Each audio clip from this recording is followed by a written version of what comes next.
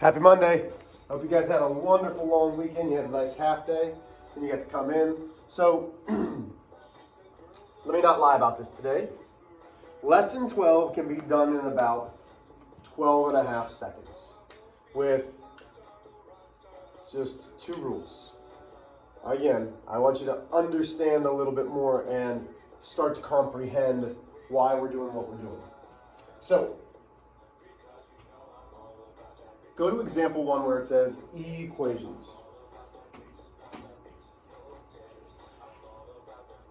So, with these equations, all we're starting off with is natural numbers. So I'm going to start off with, we know 4 multiplied by 6 is something.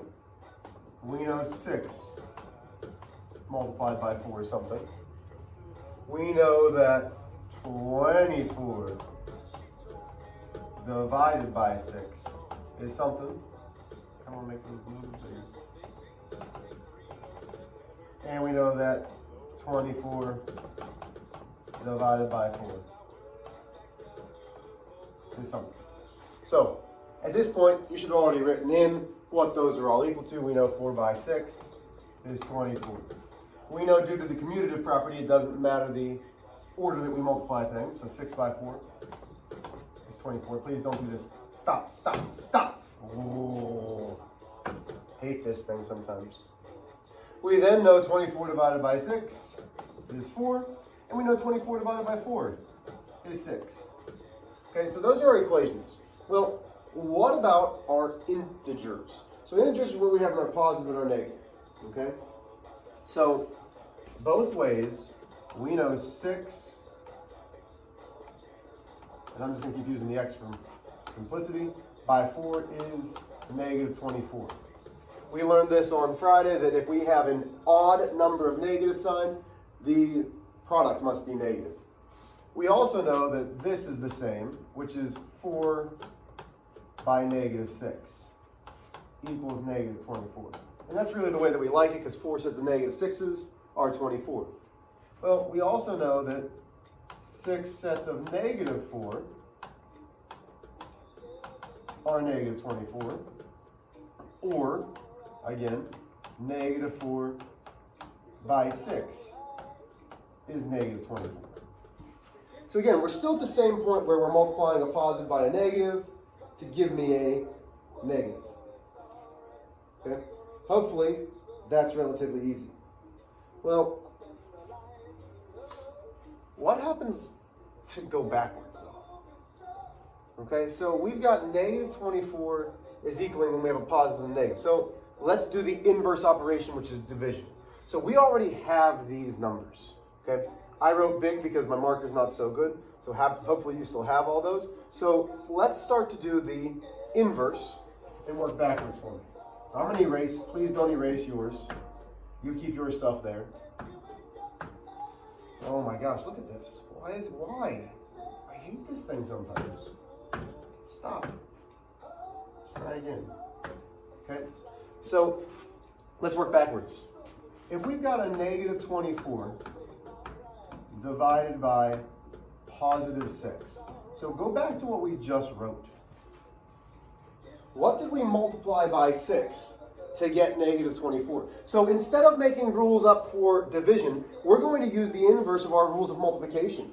So what did we multiply by 6 to get a negative 24? Well, this is positive, so we had to multiply by that negative. So this is saying that when we divide negative 24 by 6, we get negative 4. But really, the way that I'm thinking about this is, if I have a negative multiplied by a positive, it gives me a negative. So does this work the same way for division? Negative divided by a positive gives me a negative. Huh. Okay, well, let's do another one. Oh, you're telling me that we could also divide negative 24 by negative 4? Sure, because that's the opposite of this, right? So what's the inverse? Well, what did we have to multiply negative 4 by to get negative 24? Well, wait a minute. We had to multiply it by positive 6. So you're telling me, wait. That if I divide a negative and a negative, I get a positive because 6 sets of negative 4 was negative 24? Yes. Yes, I am. So we're starting to see what's happening based off of just this. Could we do it with the negative 6? Sure. Nothing really changes. Negative 24 divided by a positive 4. Well, what has to happen here? We know that to get a negative, we have to multiply that positive by a negative. So the negative 6 times 4 is negative 24. The inverse, the negative divided by a positive, is negative. So what we're looking here at is, wait a minute, if I have an odd number of negative signs, this time my quotient is negative. If we have an even number of negative signs, my quotient is positive. The rules let me try that again. The rules stay the same from multiplication to division, division to multiplication. Okay, so there's that. Let's move on down.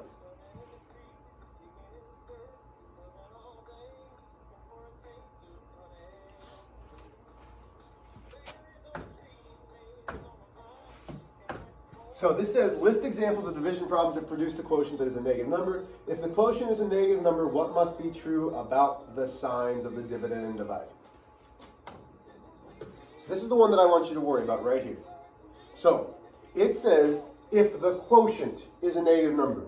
So hopefully you remember at this point, quotient is the answer to a division problem. So a number, oh my gosh, stop. Please. Please, please, please, stop. Oh, it's not even, oh, there it goes. Yep, not even touching the board. I mean, that'd be awesome if it was like a wand and I could do that all the time, but it's not. Whew. So we know the quotient is the answer to a division problem.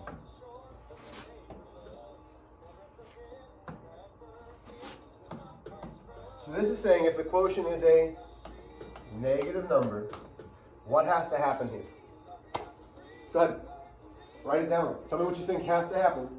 If the quotient has to be negative, what do these numbers have to be? And I'm not looking for specific numbers, I'm looking for an idea. What has to happen?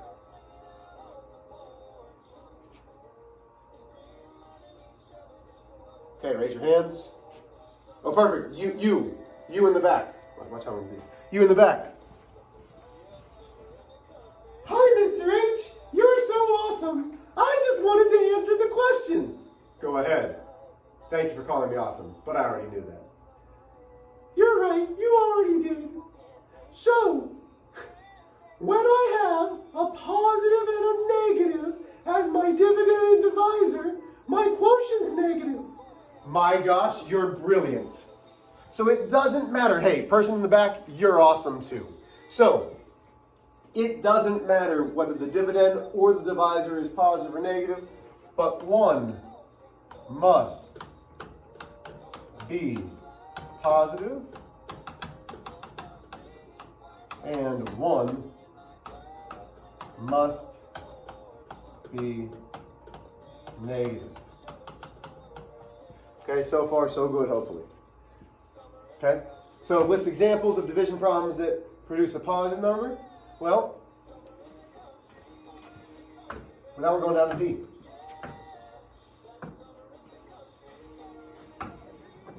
So same thing. If the quotient is a positive number, what must be true about the signs of the dividend and divisor? No person in the back, I'm not going to call you yet. Everybody take a second. So write something down for me. If the quotient, so the answer is positive, what must be true about the signs of the dividend and the divisor? Go ahead, take a second, think about it. Stop just sitting there. Actually write something down. Come on, this is where you guys are working. Write something. Write something down. I know it's Monday. Put something down. Okay, so my guess is I got a couple different things. I probably got must be negatives. So I probably got negative and negative. Well, yeah. If both dividend and divisor are negative, yeah, the quotient's going to be positive. But what if they're both positive and positive? Notice how that looks like positivic. My writing's not the best, but with this marker it's horrible. So positive and positive. Sure, those are all good things to say, but why don't we just say, if the quotient is a positive, what must be true? The signs must be the same. It doesn't matter whether they're both positives, whether they're both negatives, but if they're the same, then our quotient will be positive. Question so far. I mean, you can't really ask it to the computer, but if you have questions, you can ask somebody, I guess. Okay, rules for dividing two integers. Notice how they made a point to say rules for dividing two integers and left it like that, because rules for dividing multiple integers, that's where we're going back to multiplication, saying, hey, odd number versus even number. Odd number of negative signs means it's going to be negative. Even number of negative signs means it's going to be negative. Even number means it's going to be positive. So a quotient is negative if the divisor and dividend have, we're going to put the word opposite. So if they have opposite signs, then the quotient will be negative. And if a quotient is positive, they will have same signs. They will have the same signs.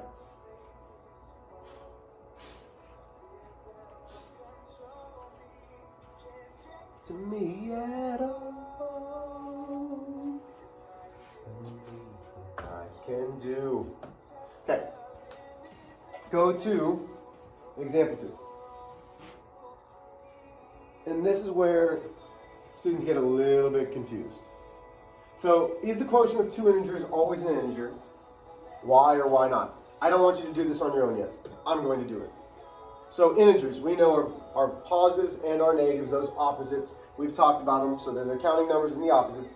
How can we get those to not be an integer? Well, let's try this. Let's do 6 divided by 3.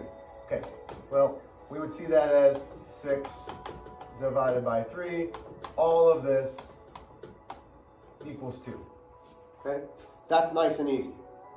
But if we switch this and say 3 divided by 6 or 3 divided by 6, we no longer end up with an integer.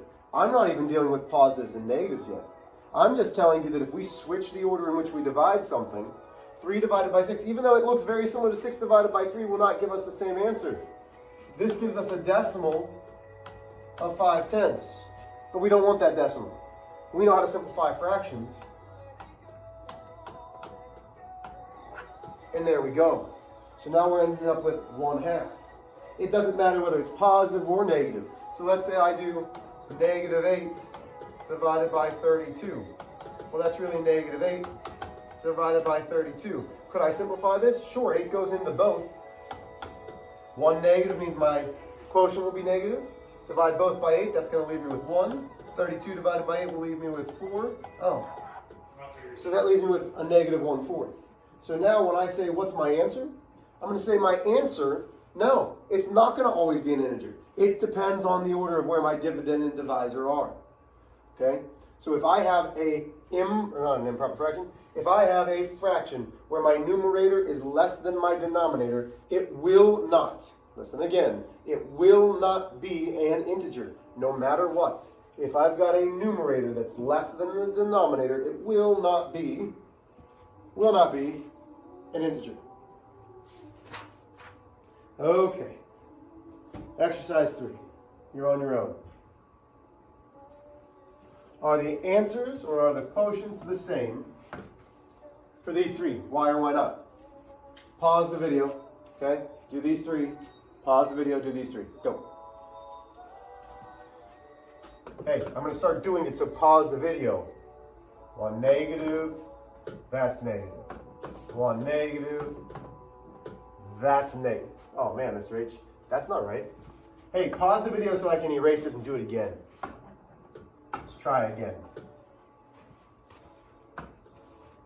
Hey, 1 negative, except this time I know how to multiply. Okay, that's not going to work. One more time. Does this work? No. Oh my goodness. Struggle bus. There we go. Negative divided by a positive will be negative, except it's going to be 2. Positive divided by a negative.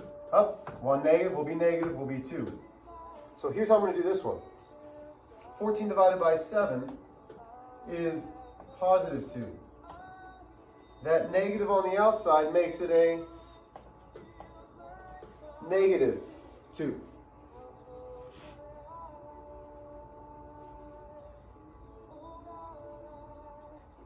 So, we have the opposite of whatever the value is. We're set. Questions here? Yes, they're all the same because they all have the value of negative 2. Questions, concerns, problemos. And if you're saying, Mr. H, why can't I distribute this in?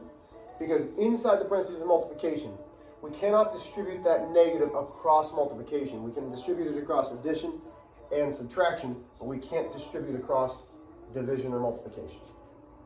Okay, so we're going to do a fluency exercise. If you have not done so yet, you're probably going to pop off the headphones where I've already told you, hey, try to divide this. You're going to have a minute to do it. But your homework, which you can do directly on your packet, is the problem set. You're doing all of them. Good luck. Crush it. Happy Monday.